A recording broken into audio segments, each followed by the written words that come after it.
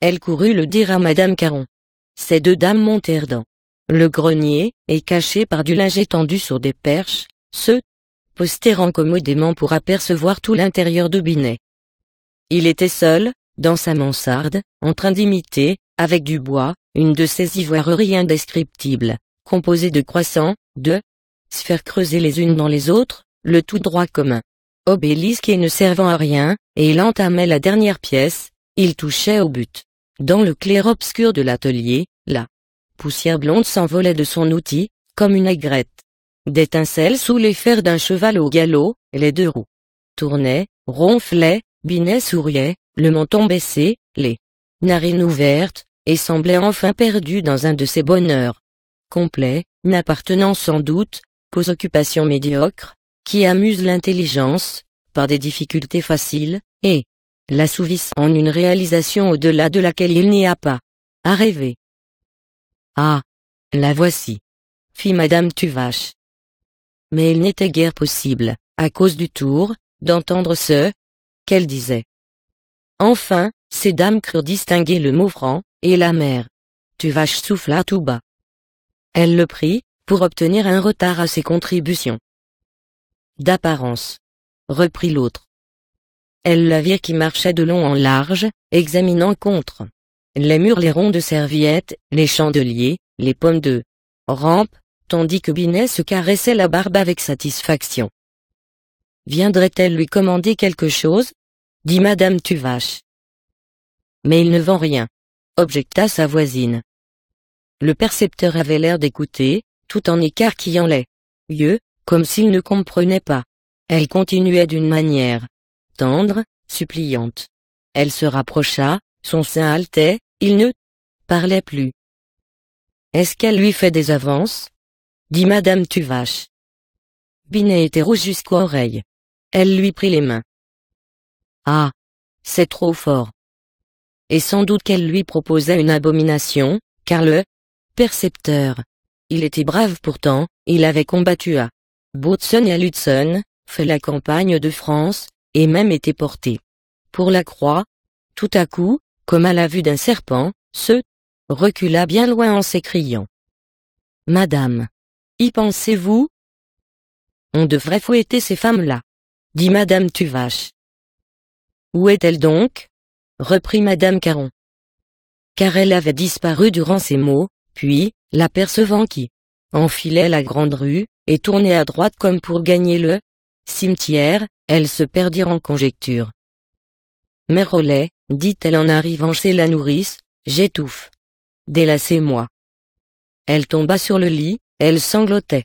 La mère Rollet la couvrit d'un jupon et resta debout près d'elle. Puis, comme elle ne répondait pas, la bonne femme s'éloigna, prit son rouet et se mit à filer du lin. Oh!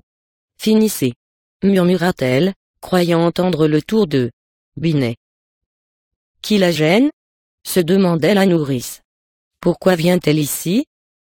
Elle y était accourue, poussée par une sorte d'épouvante qui la chassait de sa maison.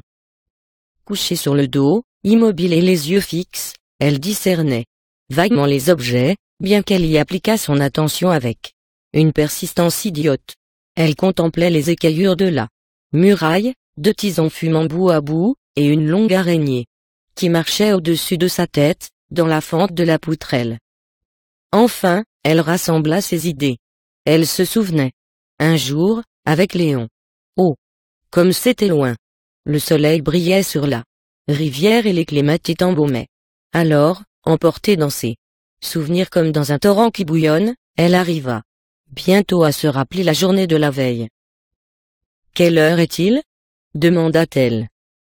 La mère Rollet sortit, leva les doigts de sa main droite du côté que le ciel était le plus clair, et rentra lentement en disant. 3 heures, bientôt. Ah! Merci. Merci. Car il allait venir.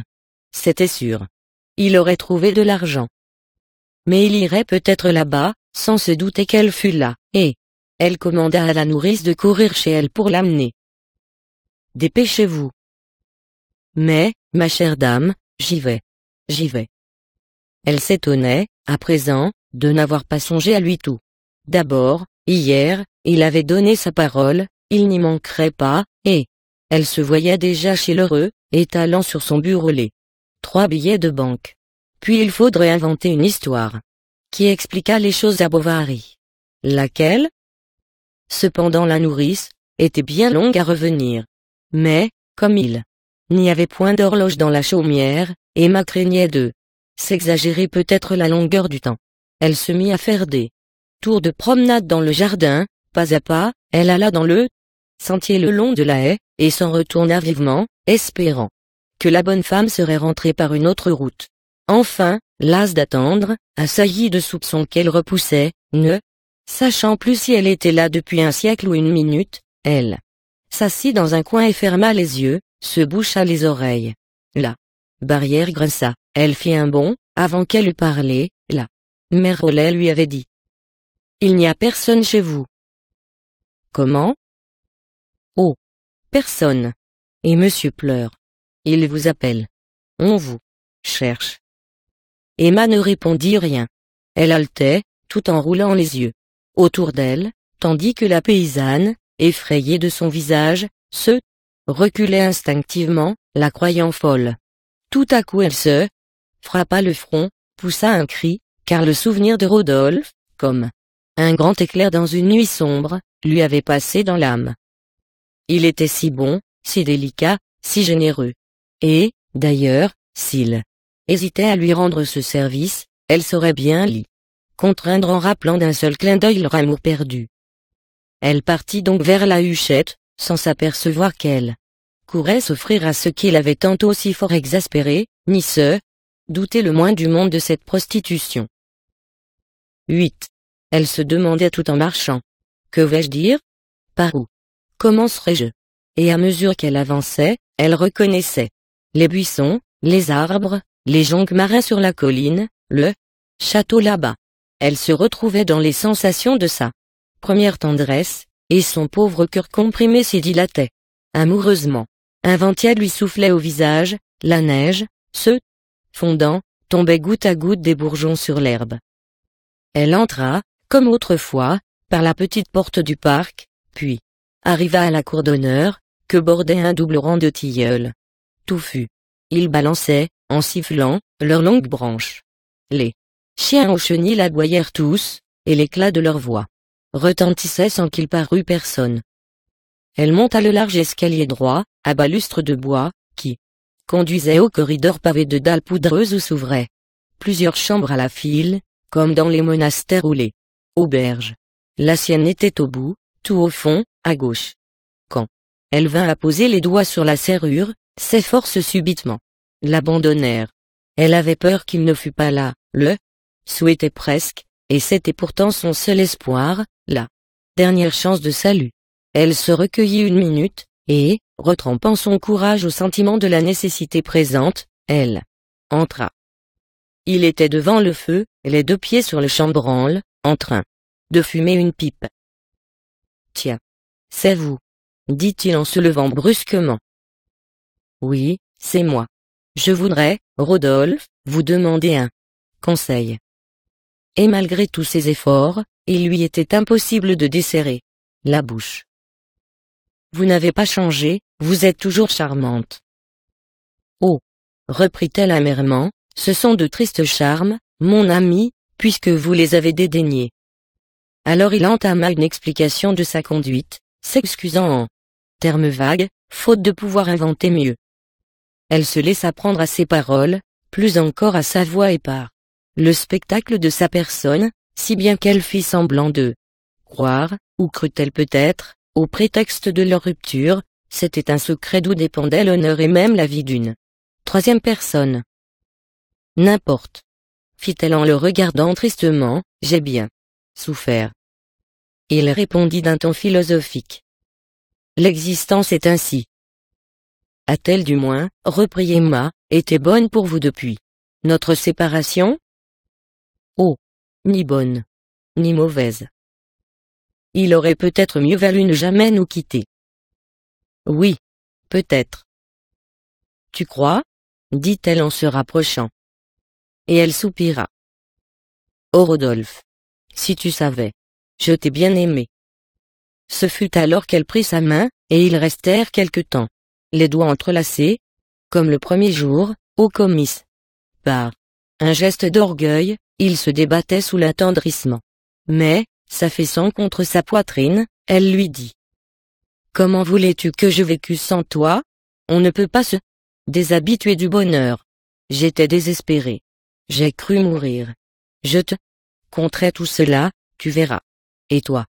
Tu m'as fui. » Car, depuis 3 ans, il l'avait soigneusement évité par suite de cette lâcheté naturelle, qui caractérise le sexe fort, et Emma continuait avec des gestes mignons de tête, plus câline qu'une chatte amoureuse.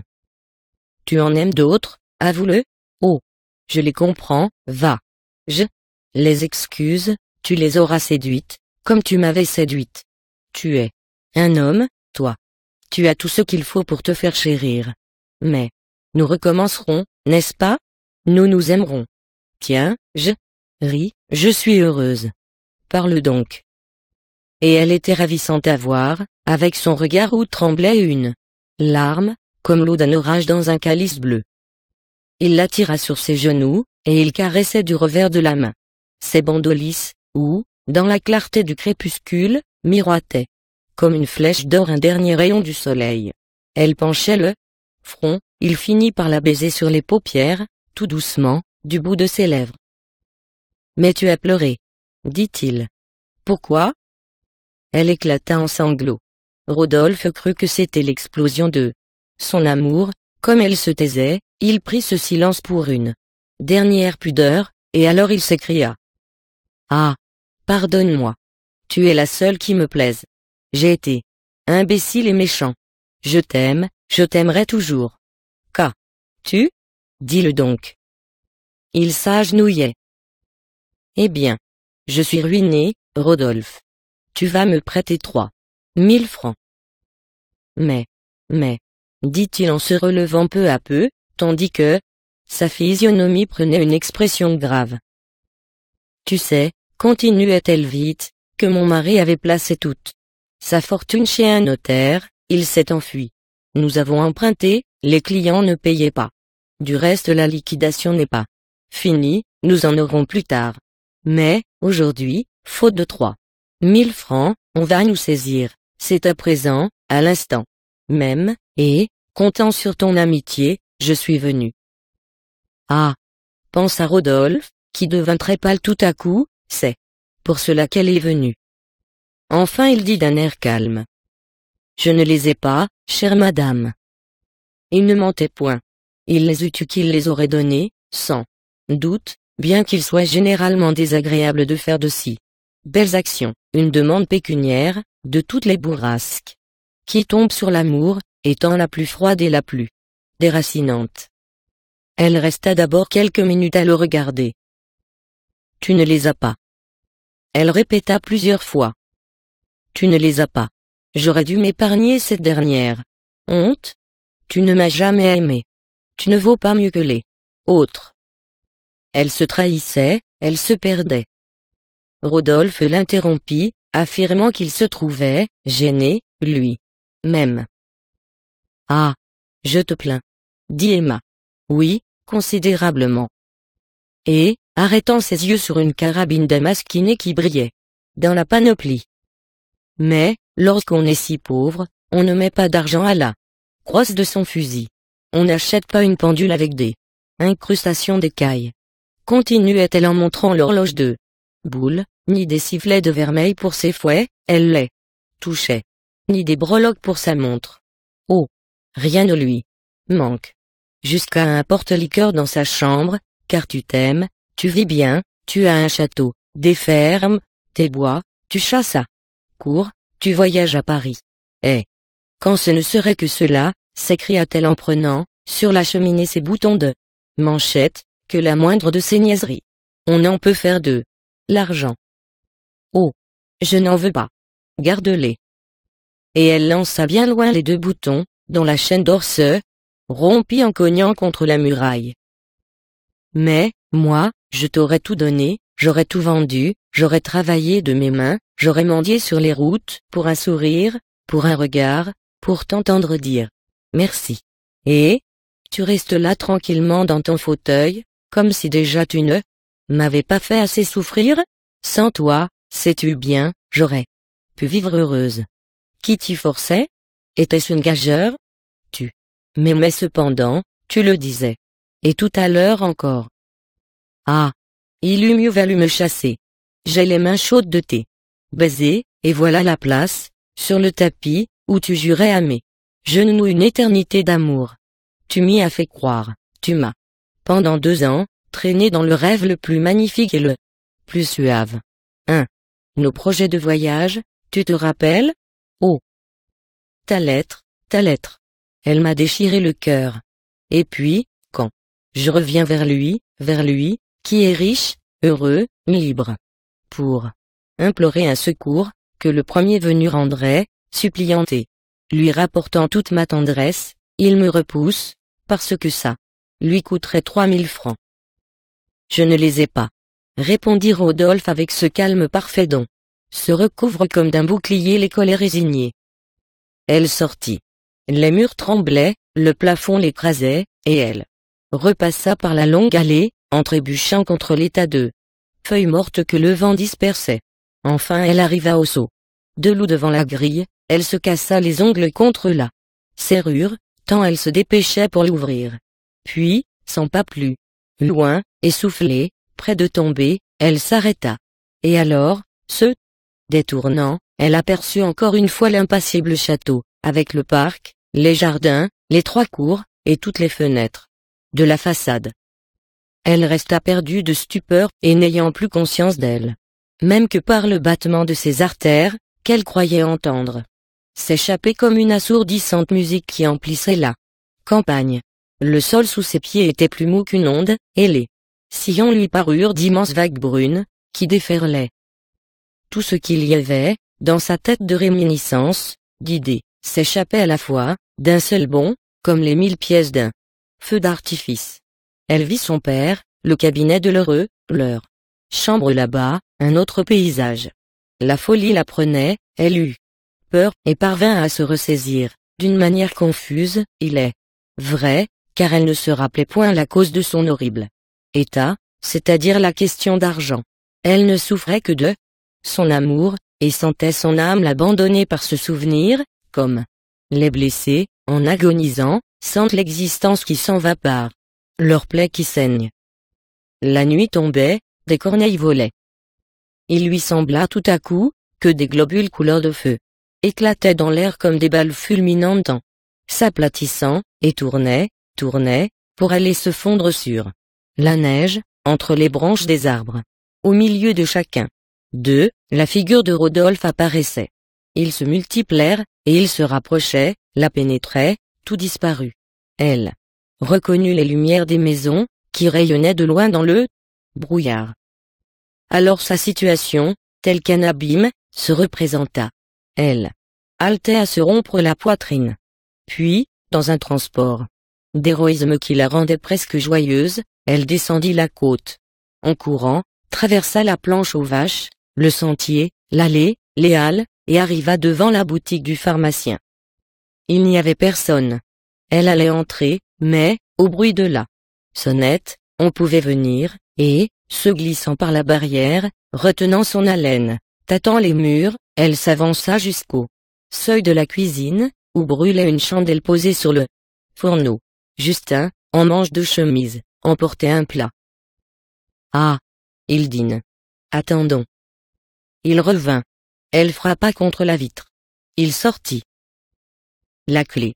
Celle d'en haut. Où sont les? Comment? Et il la regardait, tout étonné par la pâleur de son visage, qui tranchait en blanc sur le fond noir de la nuit.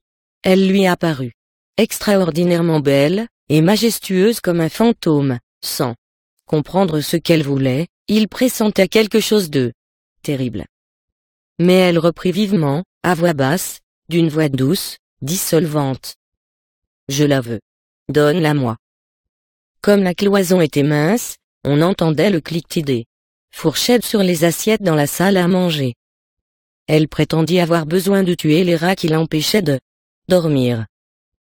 Il faudrait que j'avertisse monsieur Non. Reste. Puis, d'un air indifférent. Eh. Ce n'est pas la peine, je lui dirai tantôt. Allons, éclaire-moi. Elle entra dans le corridor, où s'ouvrait la porte du laboratoire. Il y avait contre la muraille une clé étiquetée Capharnaüm. Justin, cria l'apothicaire, qui s'impatientait. Montons. Et il la suivit. La clé tourna dans la serrure, et elle alla droit vers la troisième tablette, tant son souvenir la guidait bien, saisit le bocal bleu, en arracha le bouchon, y fourra sa main, et, la retirant pleine d'une poudre blanche, elle se mit à manger elle-même. Arrêtez! S'écria-t-il en se jetant sur elle. Tais-toi. On viendrait. Il se désespérait, voulait appeler. N'en dis rien, tout retomberait sur ton maître. Puis elle s'en retourna subitement apaisée, et presque dans la sérénité d'un devoir accompli. Quand Charles, bouleversé par la nouvelle de la saisie, était rentré à la maison, Emma venait d'en sortir. Il cria, pleura, s'évanouit, mais elle ne revint pas. Où pouvait-elle être? Il envoya féliciter chez Homais, chez Monsieur Tuvache, chez l'heureux, au Lion d'Or, partout, et, dans les intermittences de son angoisse, il voyait sa considération anéantie, leur fortune perdue, l'avenir de Berthe brisé. Par quelle cause? Pas un mot. Il attendit. Jusqu'à 6 heures du soir. Enfin, n'y pouvant plus tenir, et, imaginant qu'elle était partie pour Rouen, il alla sur la grande route, fit une demi-lieue, ne rencontra personne, attendit encore. Et s'en revint. Elle était rentrée. Qu'y avait-il? Pourquoi? Explique-moi. Elle s'assit à son secrétaire et écrivit une lettre qu'elle cacheta lentement, ajoutant la date du jour et l'heure. Puis elle dit d'un ton solennel. Tu la liras demain, d'ici là, je t'en prie, ne m'adresse pas une seule question. Non, pas une. Mais. Oh. Laisse-moi. Et elle se coucha tout du long sur son lit. Une saveur âcre qu'elle sentait dans sa bouche la réveilla. Elle entrevit Charles et referma les yeux. Elle s'épiait curieusement, pour discerner si elle ne souffrait pas. Mais non. Rien encore. Elle entendait le battement de la pendule, le bruit du feu, et Charles, debout près de sa couche, qui respirait. Ah! C'est bien peu de choses, la mort. Pensait-elle, je vais m'endormir, et tout sera fini. Elle but une gorgée d'eau, et se tourna vers la muraille. Cet affreux goût d'encre continuait. J'ai soif. Oh! J'ai bien soif. Soupira-t-elle. Qu'as-tu donc? Dit Charles, qui lui tendait un verre. Ça n'est rien. Ouvre la fenêtre. J'étouffe. Et elle fut prise d'une nausée si soudaine, qu'elle eut à peine le temps de saisir son mouchoir sous l'oreiller. Enlève-le, dit-elle vivement, jette-le. Il la questionna, elle ne répondit pas. Elle se tenait immobile, de peur que la moindre émotion ne la fît vomir. Cependant, elle sentait un froid de glace, qui lui montait des pieds jusqu'au cœur. Ah! Voilà que ça commence, murmura-t-elle. Que dis-tu? Elle roulait sa tête avec un geste doux plein d'angoisse, et tout, en ouvrant continuellement les mâchoires, comme si elle eût porté sur sa langue quelque chose de très lourd. À 8 heures, les vomissements reparurent. Charles observa qu'il y avait au fond de la cuvette une sorte de gravier blanc, attaché aux parois de la porcelaine. C'est extraordinaire. C'est singulier, répéta-t-il. Mais elle dit d'une voix forte. Non, tu te trompes. Alors, délicatement et presque en la caressant, il lui passa la main sur l'estomac. Elle jeta un cri aigu. Il se recula tout effrayé. Puis elle se mit à gémir, faiblement d'abord. Un grand frisson lui secoua les épaules, et elle devenait plus pâle que le drap où s'enfonçaient ses doigts crispés. Son pouls inégal était presque insensible maintenant. Des gouttes suintaient sur sa figure bleuâtre, qui semblait comme figée dans l'exhalaison d'une vapeur métallique. Ses dents claquaient, ses yeux agrandis regardaient vaguement autour d'elle, et à toutes les questions elle ne répondait qu'en hochant la tête, même elle sourit 2 ou 3 fois. Peu à peu, ses gémissements furent plus forts. Un hurlement sourd lui échappa, elle prétendit qu'elle allait mieux et qu'elle se lèverait tout à l'heure. Mais les convulsions la saisirent, elle s'écria. Ah! C'est atroce, mon Dieu! Il se jeta à genoux contre son lit. Parle. Qu'as-tu mangé? Réponds, au nom du ciel. Et il la regardait avec des yeux d'une tendresse comme elle n'en avait jamais vu. Eh bien, là, dit-elle d'une voix défaillante. Il bondit au secrétaire, brisa le cachet et lut tout haut, qu'on n'accuse personne. Il s'arrêta, se passa la main sur les yeux, et relut encore. Comment? Au secours. À moi. Et il ne pouvait que répéter ce mot. Empoisonné. Empoisonné. Félicité courut chez Homais, qui l'exclama sur la place, Madame. Le François l'entendit au Lion d'Or, quelques-uns se levèrent pour l'apprendre à leurs voisins, et toute la nuit le village fut en éveil. Éperdu, balbutiant, près de tomber, Charles tournait dans la chambre. Il se heurtait aux meubles, s'arrachait les cheveux, et jamais le pharmacien n'avait cru qu'il pût y avoir de si épouvantable spectacle. Il revint chez lui pour écrire à monsieur Canivet et au docteur Larivière. Il perdait la tête, il fit plus de 15 brouillons. Hippolyte partit à Neuchâtel, et Justin talonna si fort le cheval de Bovary, qu'il le laissa dans la côte du bois Guillaume, fourbu, et aux 3/4 crevé. Charles voulut feuilleter son dictionnaire de médecine, il n'y voyait pas, les lignes dansaient. Du calme, dit l'apothicaire. Il s'agit seulement d'administrer quelque puissant antidote. Quel est le poison? Charles montra la lettre. C'était de l'arsenic. Eh bien, reprit Homais, il faudrait en faire l'analyse. Car il savait qu'il faut, dans tous les empoisonnements, faire une analyse, et l'autre, qui ne comprenait pas, répondit. Ah! Faites. Sauvez-la. Puis, revenu près d'elle, il s'affaissa par terre sur le tapis, et il restait la tête appuyée contre le bord de sa couche, à sangloter. Ne pleure pas, lui dit-elle. Bientôt je ne te tourmenterai plus. Pourquoi? Qui t'a forcé? Elle répliqua. Il le fallait, mon ami. N'étais-tu pas heureuse? Est-ce ma faute? J'ai fait tout ce que j'ai pu pourtant. Oui, c'est vrai. Tu es bon, toi. Et elle lui passait la main dans les cheveux, lentement. La douceur de cette sensation surchargeait sa tristesse, il sentait tout son être s'écrouler de désespoir à l'idée qu'il fallait la perdre, quand, au contraire, elle avouait pour lui plus d'amour que jamais, et il ne trouvait rien, il ne savait pas, il n'osait, l'urgence d'une résolution immédiate achevant de le bouleverser. Elle en avait fini, songeait-elle, avec toutes les trahisons, les bassesses et les innombrables convoitises qui la torturaient. Elle ne haïssait personne, maintenant, une confusion de crépuscule s'abattait en sa pensée, et de tous les bruits de la terre Emma n'entendait plus que l'intermittente lamentation de ce pauvre cœur, douce et indistincte, comme le dernier écho d'une symphonie qui s'éloigne. Amenez-moi la petite, dit-elle en se soulevant du coude.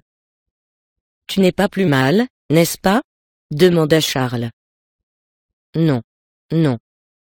L'enfant arriva sur le bras de sa bonne, dans sa longue chemise de nuit, d'où sortaient ses pieds nus, sérieux et presque rêvant. Encore.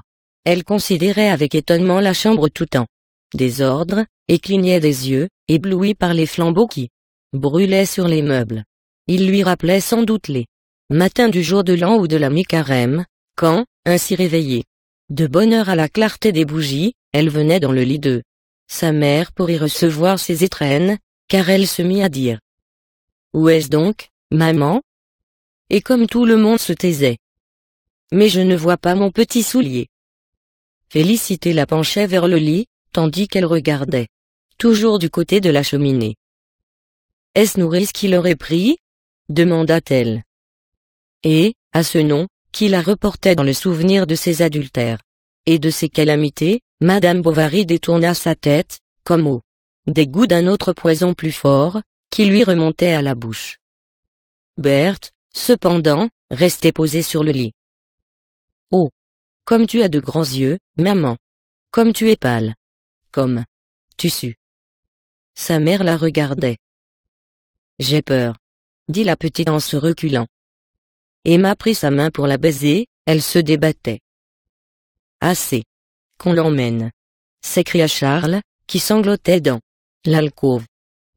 Puis les symptômes s'arrêtèrent un moment, elle paraissait moins agitée, et, à chaque parole insignifiante, à chaque souffle de sa poitrine un peu plus calme, il reprenait espoir. Enfin, lorsque Canivet entra, il se jeta dans ses bras en pleurant. Ah! C'est vous. Merci. Vous êtes bon. Mais tout va mieux. Tenez, regardez-la. Le confrère ne fut nullement de cette opinion, et, n'y allant pas, comme il le disait lui-même, par 4 chemins, il prescrivit de l'émétique, afin de dégager complètement l'estomac. Elle ne tarda pas à vomir du sang. Ses lèvres se serrèrent davantage. Elle avait les membres crispés, le corps couvert de taches brunes, et son pouls glissait sous les doigts comme un fil tendu, comme une corde de harpe près de se rompre. Puis elle se mettait à crier, horriblement. Elle maudissait le poison, l'invectivait, le suppliait de se hâter, et repoussait de ses bras roidis tout ce que Charles, plus agonisant qu'elle, s'efforçait de lui faire boire.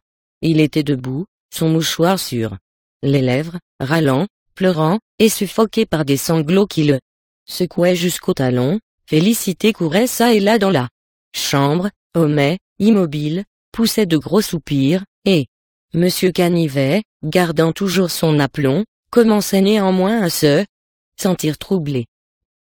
Diable! Cependant, elle est purgée, et, du moment que la cause cesse, l'effet doit cesser, dit Homais, c'est évident. Mais sauvez-la! Exclamait Bovary. Aussi, sans écouter le pharmacien, qui hasardait encore cette hypothèse. C'est peut-être un paroxysme salutaire, Canivet allait administrer de la thériaque, lorsqu'on entendit le claquement d'un fouet, toutes les vitres frémirent, et, une berline de poste qu'enlevait à plein poitrail 3 chevaux, crottés jusqu'aux oreilles, débusqua d'un bond au coin des halles. C'était le docteur Larivière. L'apparition d'un dieu n'eût pas causé plus d'émoi. Bovary leva les mains, Canivet s'arrêta court, et Homais retira son bonnet grec bien avant que le docteur fût entré. Il appartenait à la grande école chirurgicale sortie du tablier de Bichat, à cette génération, maintenant disparue, de praticiens philosophes qui, chérissant leur art d'un amour fanatique, l'exerçaient avec exaltation et sagacité.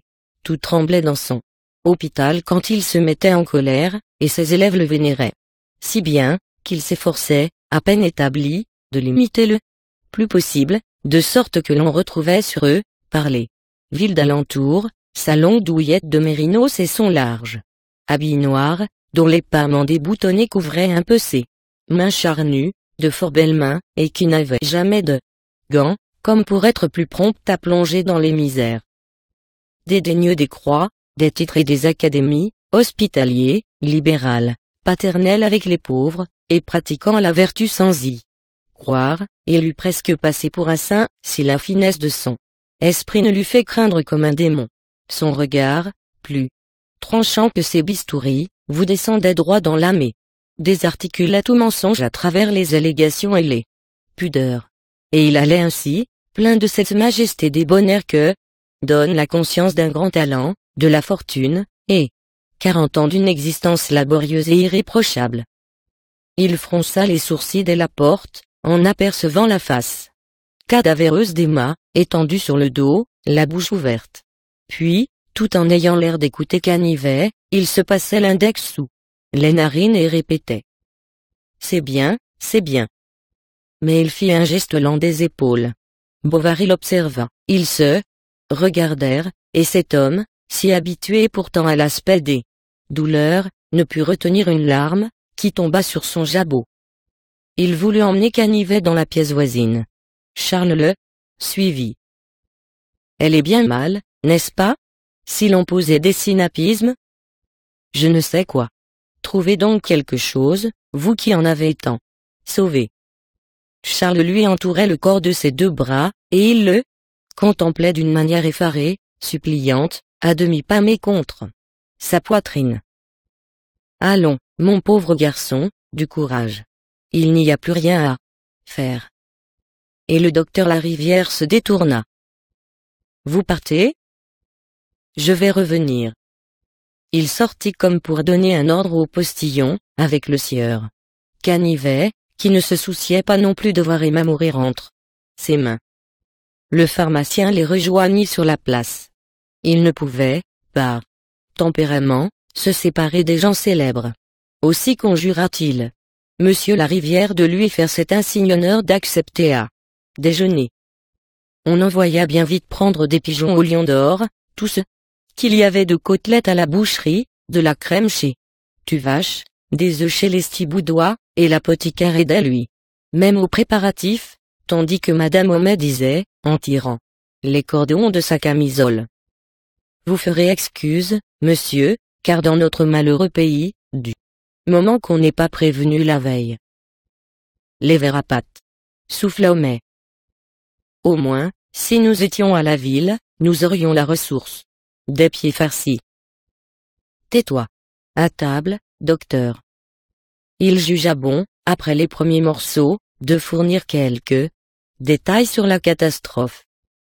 Nous avons eu d'abord un sentiment de siccité au pharynx, puis des douleurs intolérables à l'épigastre, superpurgation, coma. Comment s'est-elle donc empoisonnée? Je l'ignore, docteur, et même je ne sais pas trop où elle a pu se procurer cet acide arsénieux. Justin, qui apportait alors une pile d'assiettes, fut saisi d'un tremblement. Qu'as-tu? Dit le pharmacien. Le jeune homme, à cette question, laissa tout tomber par terre, avec un grand fracas. Imbécile! S'écria Homais, maladroit. Lourdeau. Fichu âne. Mais, soudain, se maîtrisant. J'ai voulu, docteur, tenter une analyse, et primo, j'ai délicatement introduit dans un tube. Il aurait mieux valu, dit le chirurgien, lui introduire vos doigts dans la gorge. Son confrère se taisait, ayant tout à l'heure reçu confidentiellement une forte semence à propos de son émétique, de sorte que ce bon Canivet, si arrogant et verbeux lors du Pied-Beau, était très modeste aujourd'hui, il souriait sans discontinuer, d'une manière approbative. Homais s'épanouissait dans son orgueil d'amphitryon, et l'affligeante idée de Bovary contribuait vaguement à son plaisir, par un retour égoïste qu'il faisait sur lui-même. Puis la présence du docteur le transportait. Il étalait son érudition, il citait pêle-mêle les cantharides, l'upas, le mancenillier, la vipère. Et même j'ai lu que différentes personnes s'étaient trouvées intoxiquées, docteur, et comme foudroyées par des boudins qui avaient subi une trop véhémente fumigation. Du moins, c'était dans un fort beau rapport, composé par une de nos sommités pharmaceutiques, un de nos maîtres, l'illustre cadet de Gassicourt. Madame Homais est apparue, portant une de ces vacillantes machines que l'on chauffe avec de l'esprit de vin, car Homais tenait à faire son café sur la table, l'ayant d'ailleurs torréfié lui-même, porphyrisé lui-même, mixtionné lui-même. Soulignez saccharum souligné, docteur, dit-il en offrant du sucre. Puis il fit descendre tous ses enfants, curieux d'avoir l'avis du chirurgien sur leur constitution. Enfin, monsieur Larivière allait partir, quand madame Homais lui demanda une consultation pour son mari. Il s'épaississait le son à s'endormir chaque soir après le dîner. Oh! Ce n'est pas le sens qui le gêne. Et, souriant un peu de ce calembour inaperçu, le docteur ouvrit la porte.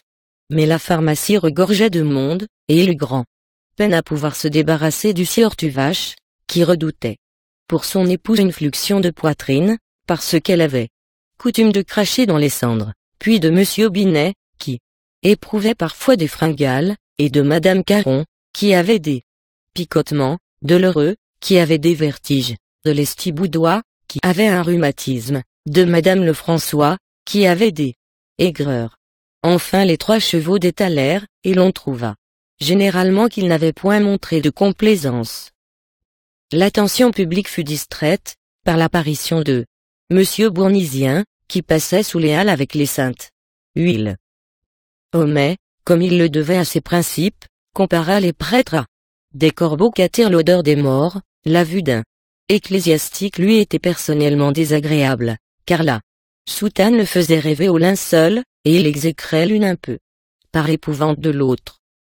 Néanmoins, ne reculant pas devant ce qu'il appelait sa mission, il retourna chez Bovary, en compagnie de Canivet, que M. Larivière, avant de partir, avait engagé fortement à cette démarche, et même, sans les représentations de sa femme, il eût emmené avec lui ses 2 fils, afin de les accoutumer aux fortes circonstances, pour que ce fût une leçon, un exemple, un tableau solennel qui leur resta plus tard dans la tête. La chambre, quand ils entrèrent, était toute pleine d'une solennité lugubre. Il y avait sur la table à ouvrage, recouverte d'une serviette blanche, 5 ou 6 petites boules de coton dans un plat d'argent, près d'un gros crucifix, entre 2 chandeliers qui brûlaient.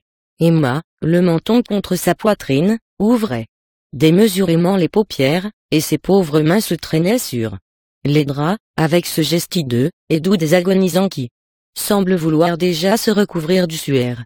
Pâle comme une statue, et les yeux rouges comme des charbons, Charles, sans pleurer, se tenait en face d'elle, au pied du lit, tandis que le prêtre, appuyé sur un genou, marmottait des paroles basses. Elle tourna sa figure lentement, et parut saisie de joie à voir tout à coup l'étole violette, sans doute retrouvant au milieu d'un apaisement extraordinaire la volupté perdue de ses premiers élancements mystiques, avec des visions de béatitude éternelle qui commençaient. Le prêtre se releva pour prendre le crucifix, alors elle allongea le cou comme quelqu'un qui a soif, et, collant ses lèvres sur le corps de l'homme-dieu, elle y déposa de toute sa force expirante le plus grand baiser d'amour qu'elle eût jamais donné. Ensuite il récita le Misérature et Udulgentiam, trempa son pouce droit dans l'huile et commença les onctions, d'abord sur les yeux, qui avaient tant convoité toutes les somptuosités terrestres, puis sur les narines, friandes de brise tiède et de senteurs amoureuses, puis sur la bouche, qui s'était ouverte pour le mensonge, qui avait gémi d'orgueil, et crié dans la luxure, puis sur les mains, qui se délectaient au contact suave, et enfin sur la plante des pieds, si rapide autrefois quand elle courait à l'assouvissance de ses désirs, et qui maintenant ne marcherait plus. Le curé s'essuya les doigts, jeta dans le feu les brins de coton trempés d'huile, et revint s'asseoir près de la moribonde pour lui dire qu'elle devait à présent joindre ses souffrances à celles de Jésus-Christ et s'abandonner à la miséricorde divine. En finissant ses exhortations, il essaya de lui mettre dans la main un cierge béni, symbole des gloires célestes dont elle allait tout à l'heure être environnée. Emma, trop faible, ne put fermer les doigts, et le cierge, sans Monsieur Bournisien, serait tombé à terre. Cependant elle n'était plus aussi pâle, et son visage avait une expression de sérénité, comme si le sacrement l'eût guéri. Le prêtre ne manqua point d'en faire l'observation, il expliqua, même à Bovary, que le Seigneur, quelquefois, prolongeait l'existence des personnes, lorsqu'il le jugeait convenable pour leur salut, et Charles se rappela un jour où, ainsi près de mourir, elle avait reçu la communion. Il ne fallait peut-être pas se désespérer, pensa-t-il. En effet, elle regarda tout autour d'elle, lentement, comme quelqu'un qui se réveille d'un songe, puis, d'une voix distincte, elle demanda son miroir, et elle resta penchée dessus quelque temps, jusqu'au moment où de grosses larmes lui découlèrent des yeux. Alors elle se renversa la tête, en poussant un soupir et retomba sur l'oreiller. Sa poitrine aussitôt se mit à halter rapidement.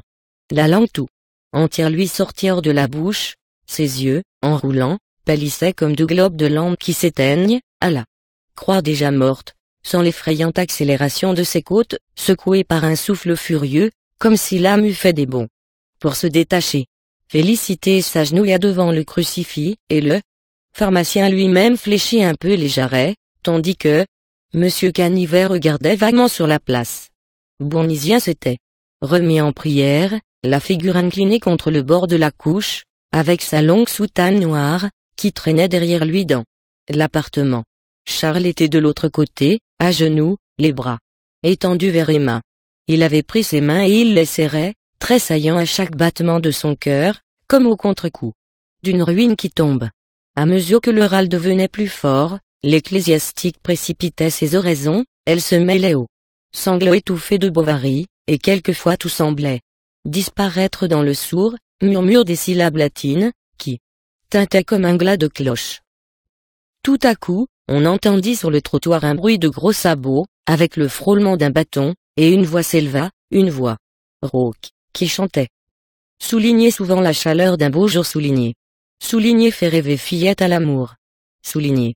Emma se releva comme un cadavre que l'on galvanise, les cheveux dénoués, la prunelle fixe, béante. Souligné pour ramasser diligemment souligné. Souligné les épis que la faux moissonne, souligné. Souligné Mananette, va s'inclinant souligné. Souligné vers le sillon qui nous les donne. Souligné. L'aveugle s'écria-t-elle. Emma se mit à rire, d'un rire atroce, frénétique, désespéré, croyant voir la face hideuse du misérable, qui se dressait dans les ténèbres éternelles, comme un épouvantement. Souligné il souffla bien fort ce jour-là, souligné. Souligné et le jupon court s'envola. Souligné. Une convulsion la rabattit sur le matelas. Tous s'approchèrent. Elle n'existait plus. 9. Il y a toujours après la mort de quelqu'un comme une stupéfaction qui se dégage, tant il est difficile de comprendre cette survenue du néant et de se résigner à y croire. Mais, quand il s'aperçut pourtant de son immobilité, Charles se jeta sur elle en criant « Adieu, adieu !» Homais et Canivet l'entraînèrent hors de la chambre. « Modérez-vous. » « Oui, » disait-il en se débattant, « je serai raisonnable, je ne ferai pas de mal. Mais laissez-moi. Je veux la voir. C'est ma femme. » Et il pleurait. Pleurer, reprit le pharmacien, donnez cours à la nature, cela vous soulagera. Devenu plus faible qu'un enfant, Charles se laissa conduire en bas, dans la salle, et monsieur Homais bientôt s'en retourna chez lui. Il fut sur la place accosté par l'aveugle, qui s'est entraîné jusqu'à Yonville dans l'espoir de la pommade antiphlogistique, demandait à chaque passant, où demeurait l'apothicaire. Allons, bon. Comme si je n'avais pas d'autre chien à fouetter. Ah. Tant pis, reviens plus tard. Et il entra précipitamment dans la pharmacie. Il avait à écrire 2 lettres, à faire une potion calmante pour Bovary, à trouver un mensonge, qui pût cacher l'empoisonnement et à le rédiger en article pour le Fanal, sans compter les personnes qui l'attendaient, afin d'avoir des informations et, quand les Yonvillais eurent tous entendu son histoire d'arsenic qu'elle avait pris pour du sucre, en faisant une crème à la vanille, Homais, encore une fois, retourna chez Bovary. Il le trouva seul, monsieur Canivet venait de partir, assis dans le fauteuil, près de la fenêtre, et contemplant d'un regard idiolé pavé de la salle. Il faudrait à présent, dit le pharmacien, fixer vous-même lors de la cérémonie. Pourquoi? Quelle cérémonie? Puis d'une voix balbutiante et effrayée. Oh! Non, n'est-ce pas? Non, je veux la garder. Homais, par contenance, prit une carafe sur l'étagère pour arroser les géraniums. Ah! Merci, dit Charles, vous êtes bon. Et il n'acheva pas, suffoquant sous une abondance de souvenirs que ce geste du pharmacien lui rappelait. Alors, pour le distraire, Homais jugea convenable de causer un peu horticulture, les plantes avaient besoin d'humidité. Charles baissa la tête en signe d'approbation. Du reste, les beaux jours maintenant vont revenir. Ah! Fit Bovary.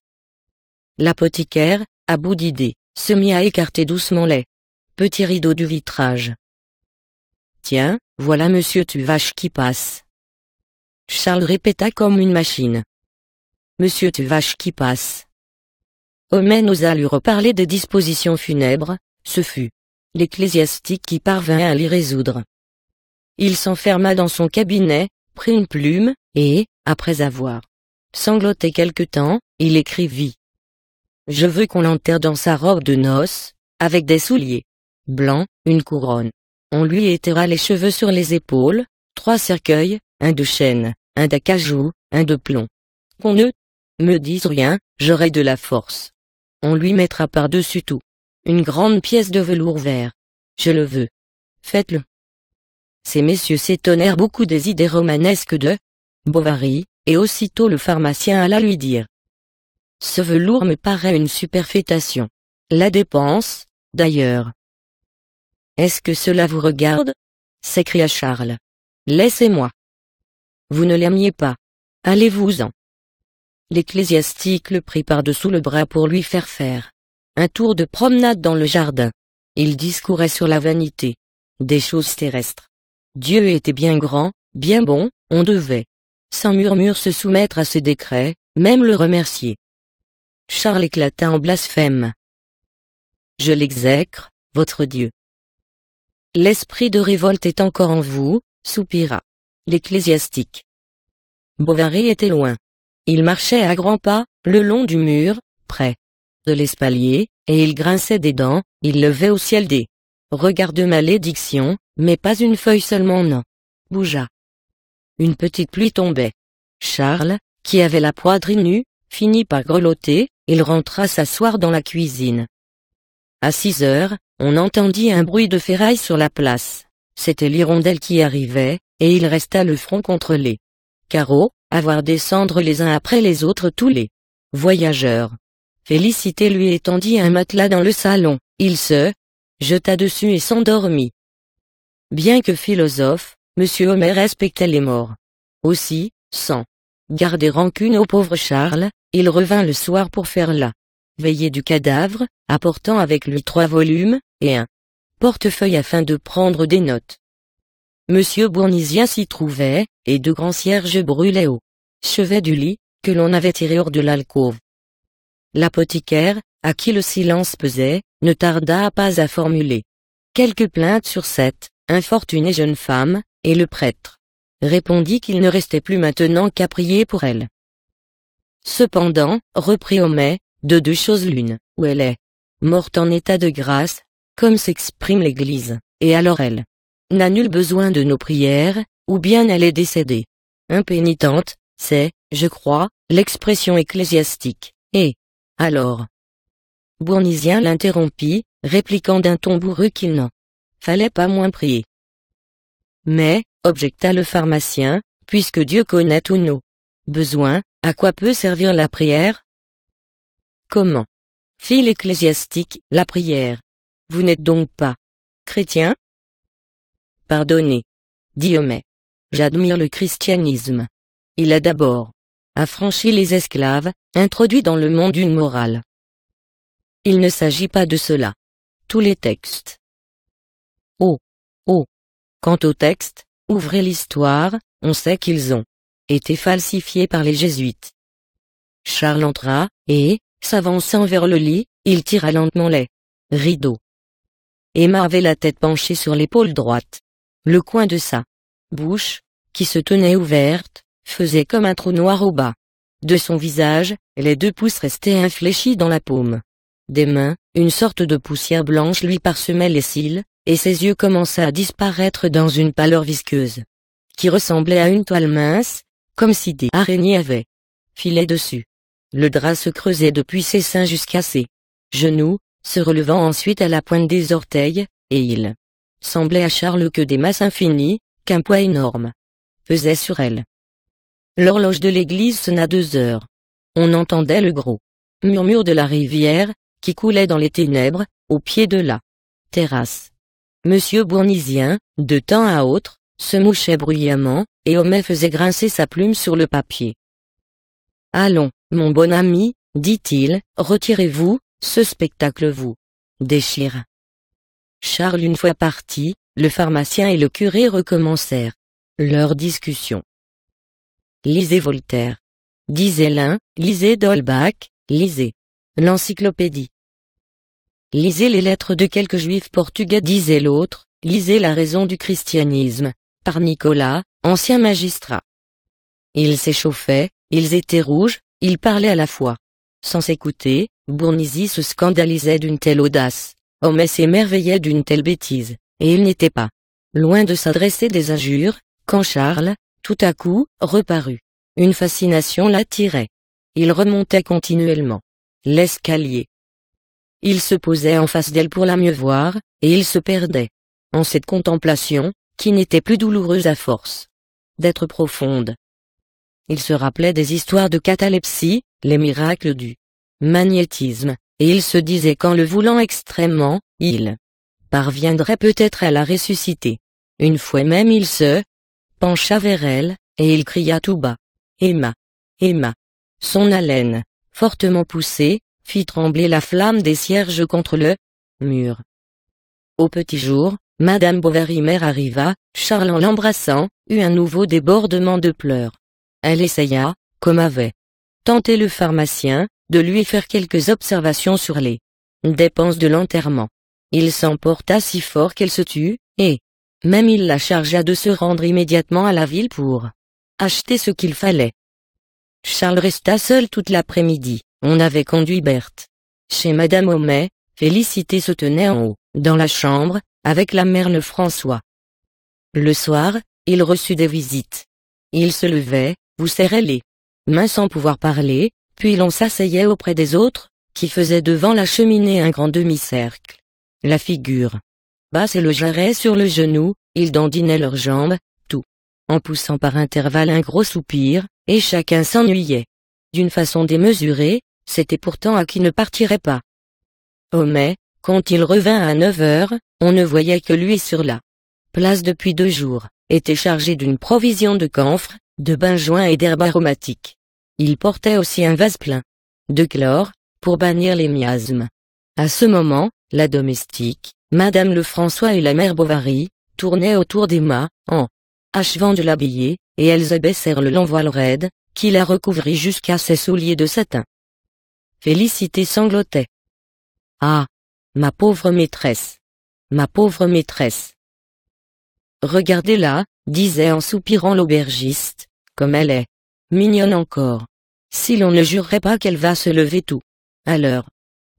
Puis elles se penchèrent, pour lui mettre sa couronne. Il fallut soulever un peu la tête, et alors un flot de liquide noir sortit, comme un vomissement, de sa bouche. Tiréa. Mon Dieu! La robe, prenez garde! S'écria Madame Lefrançois. Aidez-nous donc, disait-elle au pharmacien. Est-ce que vous avez peur, par hasard? Moi, peur?